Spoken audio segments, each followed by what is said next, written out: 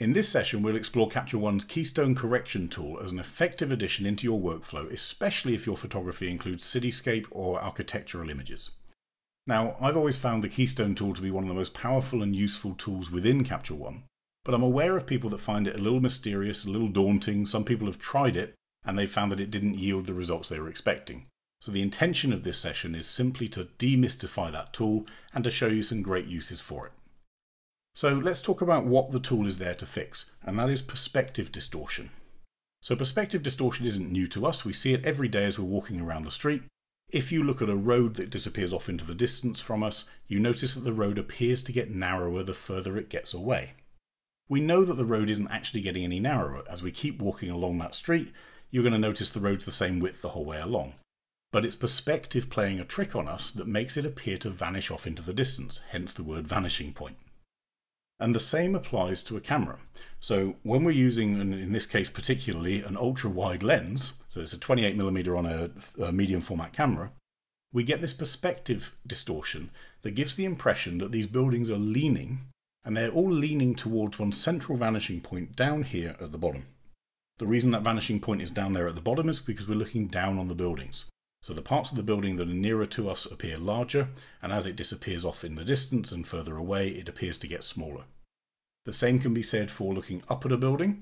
If I look up at a building from around street level, we can notice that the buildings start to converge away from us but towards the top in the center instead of the bottom at the center, and the buildings appear to get more narrow or smaller as they disappear off into the distance. We know that this building is the same height the way up until it gets to that ridge there. But for some reason, it's narrower here than it is down there, and that's purely down to perspective. So the Keystone Correction tool fixes that perspective distortion. It does not fix the straightness of an image. So for example, if I took this picture and it wasn't quite level, we have a dedicated straightness tool on here. This straightening tool in Capture One, I draw a little line across the horizon, and it rotates it right up to make sure it's completely level. It also doesn't fix lens distortion. For that, we've got a lens correction panel that does all of that, and we've got a distortion slider in here if we need to fix any fisheye or barrel effect for that. Instead, what the Keystone tool focuses on is fixing that perspective. And the only reason we need to fix the perspective is if we choose to artistically. So in this case here, some people might choose to leave the picture exactly as it is. Looking down on a city gives an effect of drama, it gives an effect of depth. It might be the preferred view to look down across the rooftops and to not feel like we're in amongst the skyscrapers. But in the case of, for instance, the front of this piece of architecture, it may be preferred that we're able to look at it more head-on without the distortion of this vanishing point appearing in front of our eyes. So that tool is really useful for correcting this. But there's another way of correcting perspective distortion, and that's at the point of capture. So you can do this with a tilt-shift lens. If you have a shiftable lens on a DSLR or a technical camera, you can shift the lens around the image circle on the camera or sensor, and you can correct a certain amount of perspective distortion there. But if you don't have a tilt-shift lens, or if the movement in your camera isn't enough to even shift for extreme perspectives, such as this one looking down, then we have to do it in software. And that's where Capture One comes into its own. So the Keystone tool can be found in the toolbar at the top of the screen here. It's the two converging lines, strangely enough, and it actually gives us three options when I hold down my mouse button. One for vertical correction, one for horizontal correction, and one to combine the two into a four-way correction as well. But these three options actually are just controlling a panel on the left-hand side of the screen, which is the Keystone panel here. You can see here we've got horizontal as well as vertical options, and we've got an amount and an aspect slider too. So anything I do with my vertical Keystone correction here is mostly going to be affecting the vertical slider here. Same for horizontal, and the four-way keystone is going to affect both of them at the same time. Now to show you what it's actually doing, we're going to do it manually here in the panel first, and then use the tool to its best effect. Now what you'll also see on here is a little auto button. That auto button will appear in your Keystone tool if you've shot the image with a phase 1 digital back. That digital back actually stores the movement information on the camera, so it's able to interpret that into the correct keystone. If the image was shot with anything other than those digital backs, you're not going to be able to do auto keystoning in Capture One at the moment. Instead, we have to do it using the tool up here or with the manual sliders. So let's get going and let's try and shift the perspective of this to make it look like we're in amongst the buildings and straighten these things at the side up too. So let's pull our vertical keystone. and we're going to pull it all the way to the left as far as it can go, and we've got a straight image. Well, actually we don't, do we? Look at the edges. It's not quite straight, and the reason it's not quite straight is by default Capture One has this amount slider set to 80. If I set this to 100, you'll notice now it straightens it right up.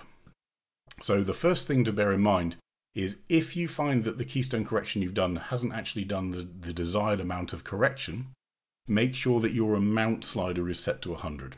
It's set to 80 because artistically you might choose to not have it quite at 100, and I'll show you an example of why later on. But just keep an eye on that amount slider because that can catch a lot of people out, including me in the past.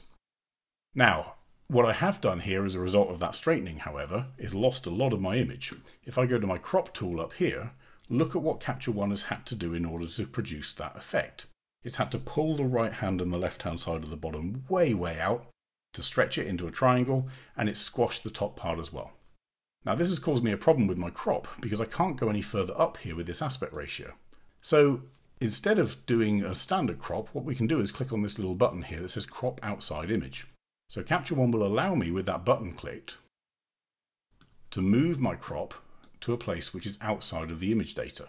Now I want to make sure that I'm not going beyond the building on the left or the right hand side, because what I would then do is take this data into a pixel based editor, such as Photoshop or Affinity or whatever, and use a content aware fill for these triangular elements that are going to end up empty in that TIFF.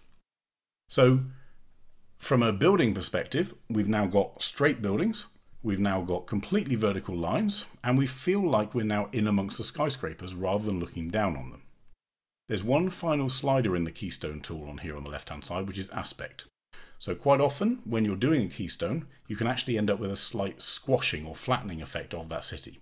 We can use our aspect slider here to either stretch it to be taller, or we can squash it some more to be a bit flatter. So don't forget you've still got the aspect slider to play with if it's not quite right when you've pressed the button to apply. So that's all well and good for the manual part of it, but what about the tool at the top? So let's undo our keystone completely. I'm also going to reset this, and we're also going to reset our crop. So we're back to where we started. And now let's use the graphical tool at the top, which is the two converging lines. Remember, in this case I want to do a vertical keystone correction, so it's the vertical one that I want. By pressing that tool, I get these four little dots turn up, or four circles, and the circles are connected on the left side and the right side by dotted lines. Those dotted lines are where Capture One is asking me to tell it which parts of the image should be vertical, not tell it which parts of the image are vertical. We need to tell it which parts of the image are not vertical but should be. So the best place to do this is out as far as you can get from the center. The closer to the center you get, the bigger an impact any small mistake will have. So try and do it as far away from the center as you can. And in this shot, that's pretty easy to do. So let's drag this top dot, and we're going to place that on this top corner of this building. And I'm going to grab the bottom dot or circle and place that on the bottom part of this building wall. And the dotted line here is helping me make sure that I've got that line correct. It's hugging the wall. And the dotted line actually extends beyond the dots down to here, so I can make sure that it's still straight as I get to other buildings in the scene. Same on the right hand side. So let's move our top circle to this window here. And I'm going to use our bottom circle and follow this column of windows all the way down and make sure it hugs that bottom equivalent window too. And I'm going to hit this big apply button in the middle. It's done a pretty good job. But again, just like before, Capture One's default is 80 amount. So make sure that's now an 100 amount. That gives us our nice completely vertical lines. Again, I can go back to our crop tool. I can choose crop outside image. I can move our crop up to here and up to here. And there we go. Same picture, same adjustment. One was done using our tool, our visual tool up here, and one was done using the sliders on their own. These two are linked. If I make a change with the tool, it affects the slider. If I make a change with the slider, it'll also affect the tool. If ever I want to get back to my points to make a small correction, I can just go back to the tool and you'll see they appear on here, and I can make a tiny little correction there maybe and apply it, and Capture One is going to try and then correct based on my adjustment in there. In this case, let's put it back to how it was and to there, apply, and make sure you've got that amount correct.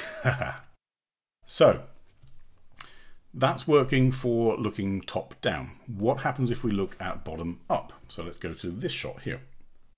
Well, exactly the same scenario. So let's click on our little two lines. We'll do it completely visually to start with this time. And we're going to drag our line up here to this line here on this building and drag the bottom dot to the same position on the outside on the left there. And we're going to use this building on the right. So the top dot goes on that part of the wall and the dotted line follows the building down, and we let go there and hit apply. Now in this case, it's a much more dramatic crop because we've actually lost the top of the building that's really key to this shot.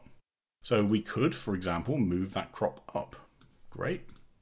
Let's make sure our amount is set to 100. So we now have a straight building here, a straight building here, a straight building here, but we've lost a lot of the road down here and a lot of the traffic trails and everything that made the shot look more exciting. So what we may have to do is change our aspect ratio of our crop. We may have to go to 2:3. So that allows us still to see some of the traffic trails. That's a bit better. We may even change our aspect ratio. So we could even just squash a little bit and play with it that way. So all of these things are artistic decisions that you can make at the time to make the image work. Now remember I mentioned that Capture One quite often will try and force you back to 80 in the amount. Part of the reason is because by changing the amount, I can actually get away with a slightly different crop on this shot, which makes it look a little more energetic. So again, it comes down to your artistic interpretation of a shot. Yes, it is great to get it 100% vertical, 100% horizontal, and have a perfect head-on image of a piece of architecture. But if that's going to ruin the shot and ruin the feel of the image in the first place, you might have to make a slightly different decision to keep the feel and the mood of that image. So let's look at an image where we do genuinely want to look at it head-on. And in this case, I'm actually going to use the four-way Keystone tool. So here, our four-way keystone. And I'm going to draw a line here to this point on the building here, this point on the building here, and now I'm stuck. And this is a perfect example of where you have to interpret. There isn't actually a line in this building that goes directly from here down to the base of the steps here. But what I can do is I can interpret, and that's why you have the dotted lines. So along here, I'm going to drop my dot just on the top step, and I'm going to place the same dot on the same top step over here, and I'm going to line it up to the interior of this wall.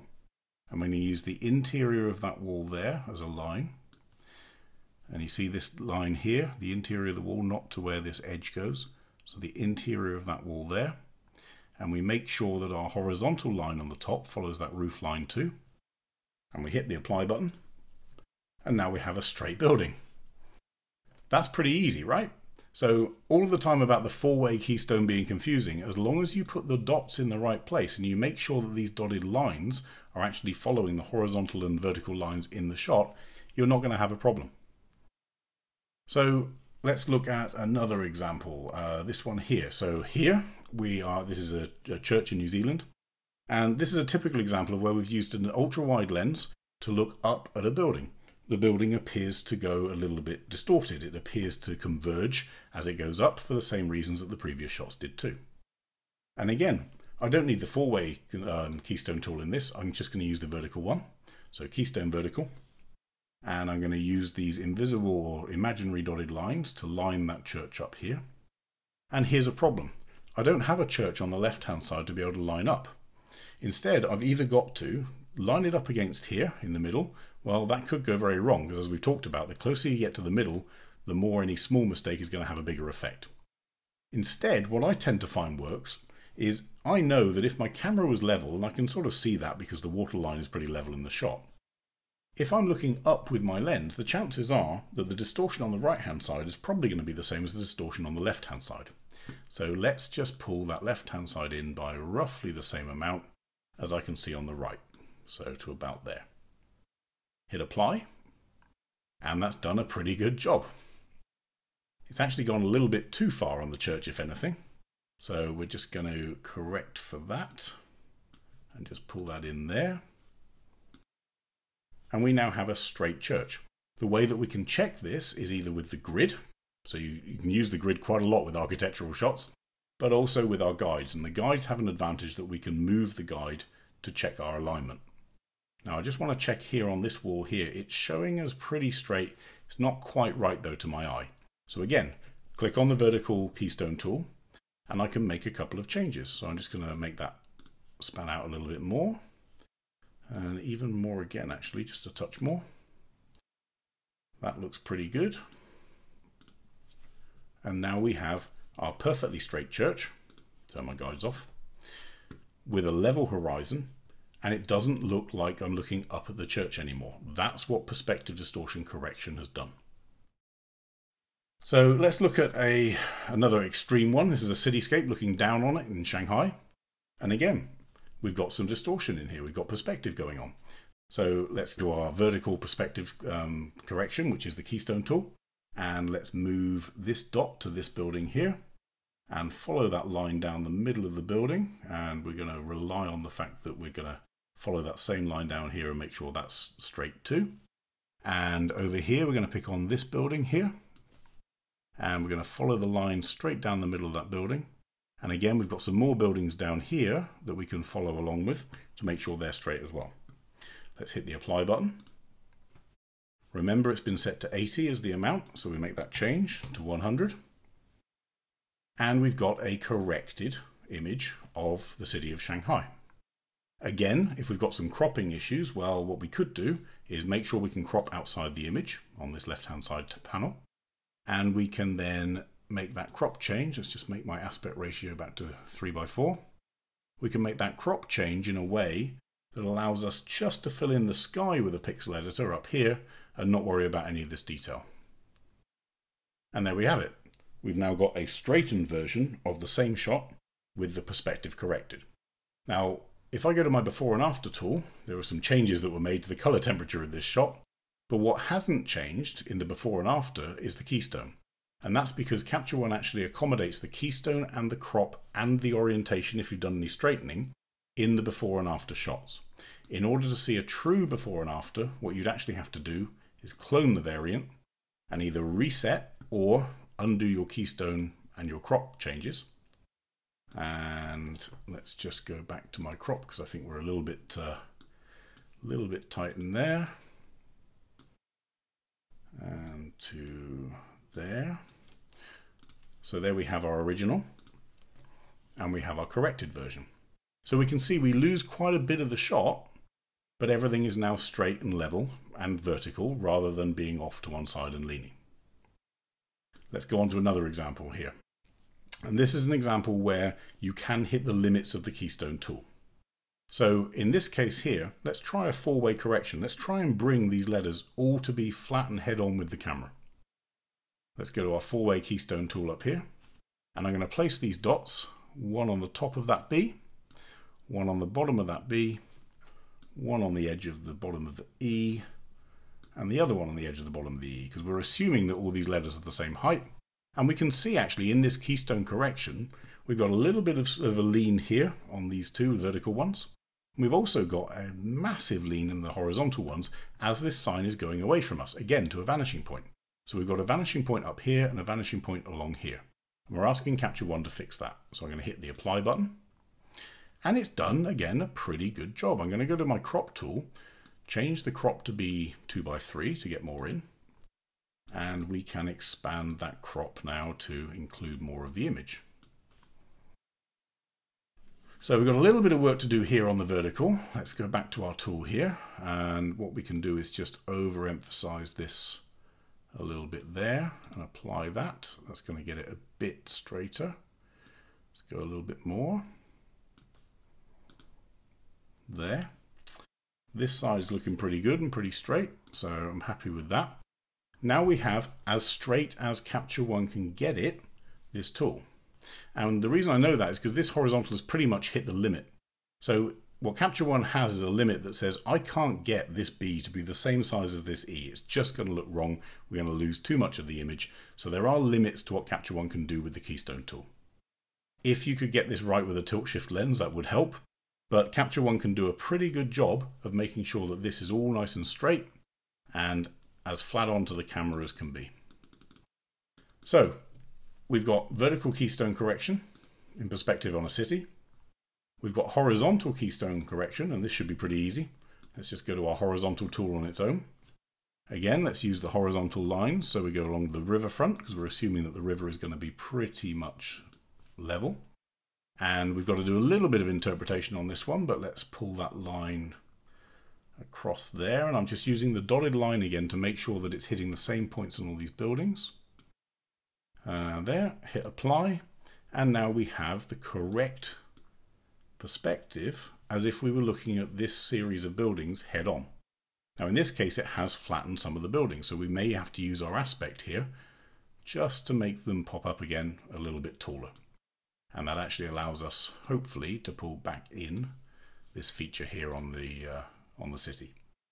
So horizontal correction, four-way correction in the case of this building, a vertical correction looking down, a vertical correction looking up, another four-way correction, and a cityscape that's been corrected for all of its vertical lines. That's pretty good for a tool with just 4 little dots to move around. Now, if ever you get stuck or you get carried away and the tool starts getting away from you, so let's imagine we start doing this, hit apply, ooh, and it's going all wrong.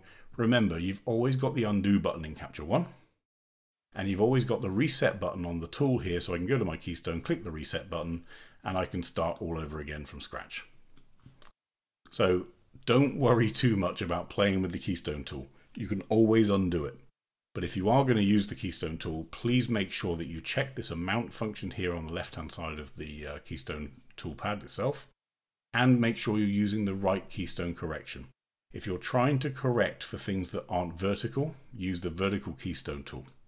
So things that converge away from you up and converge down towards the bottom. Or if you're looking at things that converge as they go to the left and right of an image, you're going to be using the horizontal keystone correction.